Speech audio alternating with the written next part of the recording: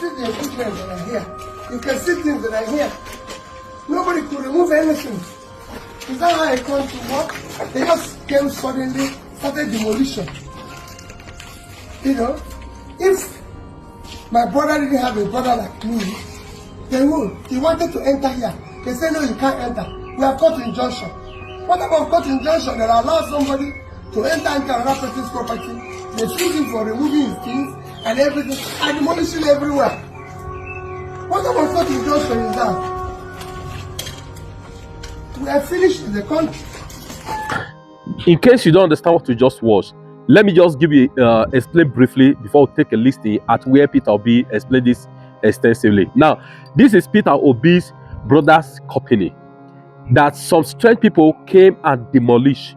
Tinubu and Sanwo Olu ordered their boys to demolish it illegally, but tried to conceal their identity.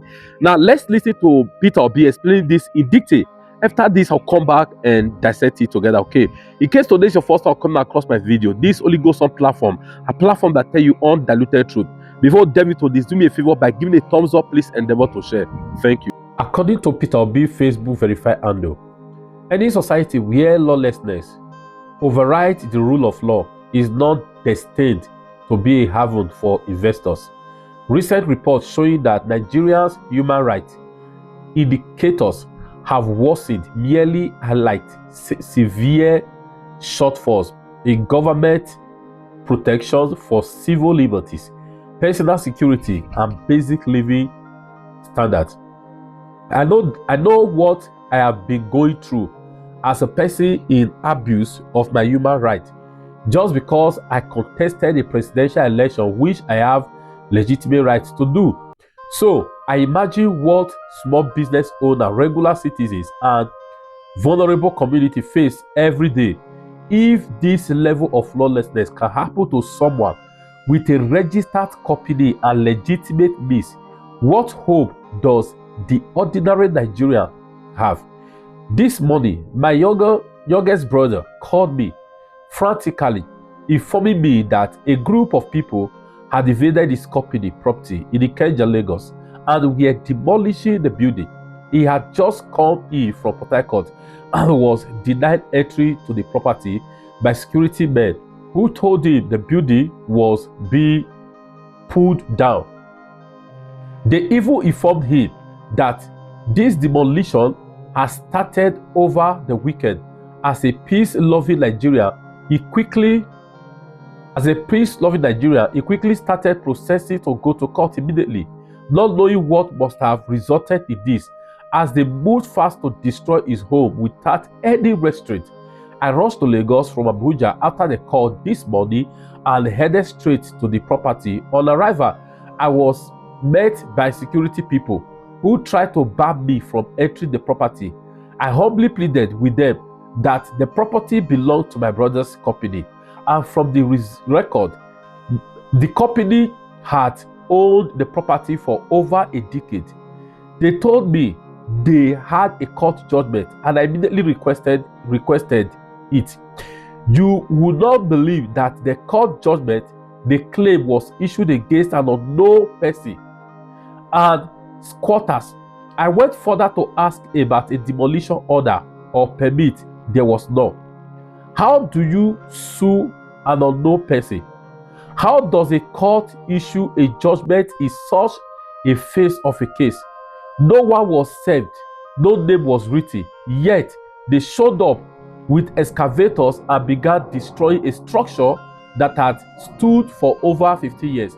I immediately asked the excavators for the persons who had set them, and they said they didn't know anyone, but they were only informed to come and demolish the house.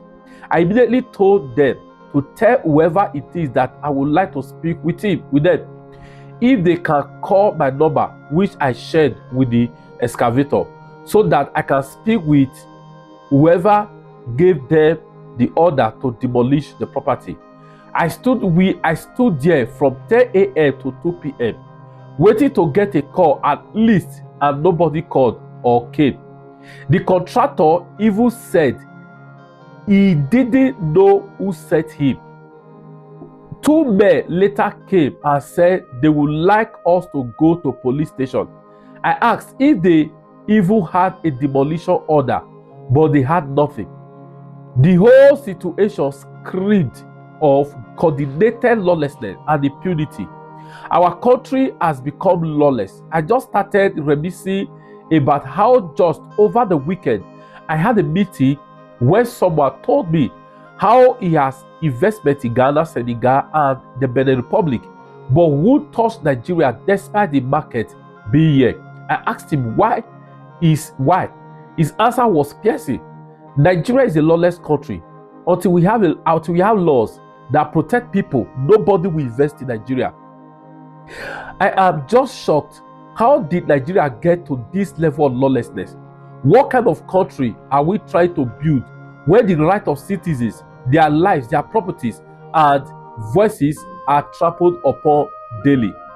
I remain committed to a better Nigeria where lawlessness will be a thing of the past. Protection of life and property, respect for human rights, care for the less privileged, and basic education for all children. A new Nigeria is possible. Peter Obi. Here are some of the pictures he shared. Let's take a look at the pictures. You can see this is Peter Obi in destruction. Okay, now if this could happen to Peter Obi, you Angr'y Agbado defending him, this lawlessness will get to you one day. Now, the first question I want to ask you is this: if this could happen to a person of Peter Obi's brother, if something like this could happen to a man who won the last presidential election, it was only for him, a man that over 10 million voted for. If something of this nature can happen to a man whose brother was a former 2-term governor, ask yourself, who are you? You can see under this regime of Pablo Escobar, drug baron, nobody have hope. You know those I pity, the people I pity right now are those who are still defending this insanity, this madness, this absurdity. You are the one I pity. I really pity you.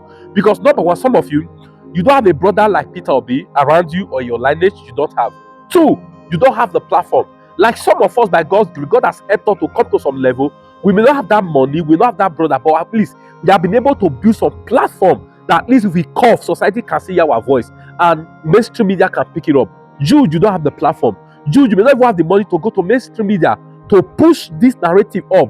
You understand? To expose them in case such an injustice happen to you. And some of you, like him, are still supporting this madness, this absurdity. Come on. A property somebody has owned for the past 15 years, a business, somebody can just come in legally, bring bulldozer and pull it down, and you say we have a country, and you say that the camera is not right when they say Nigeria is a zoo, and you say we are not living in an animal kingdom, and you are fighting someone for that say Nigeria indeed has become a crime scene. Please, if you are upset with this, share it as much as you can. Share it on your platform. Let the world see what the government of this drug baron is doing to innocent Nigerians. Thank you.